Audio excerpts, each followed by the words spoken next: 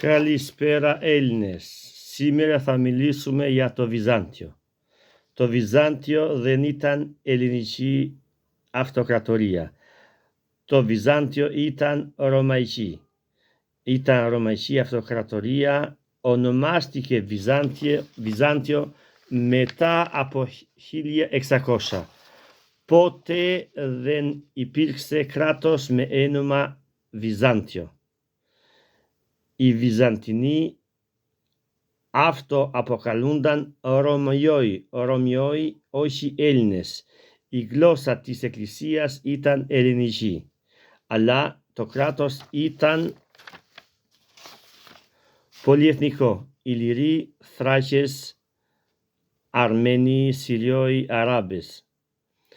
Ο Μέγας Κωνσταντίνος που έκτισε την Κωνσταντινούπολη ήταν Ηλυριος, από τη Νάησο, Νης σήμερα. Ο Ιουστιανός ήταν Ηλυριος από την Δαρδανία. Οι αυτοκράτορες ήταν Ηλυροί, όχι Έλληνες. Άρα το Βυζάντιο ήταν κληρονομία των Ηλυριών και των Θρακών. Είναι κληρονομία αλβανική. Εμείς οι Αλβανοί, οι Αρβανίτες, είμαστε οι αληθινοί Ρωμιόοι. Εσείς είστε απλά επικόοι του που ήρθατε μετά. Αν θέλετε να καταλαβαίνετε, πρέπει να διαβάζετε τη Άννα Κομνένα, η κόρη του αυτοκράτορας Αλέξη Κομνένη, που λέγεται Αλεξιάδα.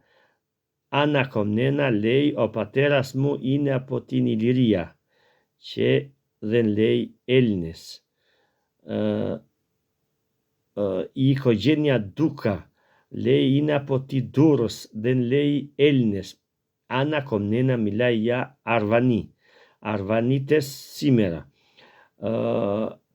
Αν δεν πιστεύετε τη Άννα Κομνένα, μπορείτε να διαβάζετε το Καντακουζένιο που ήταν αυτοκράτορας.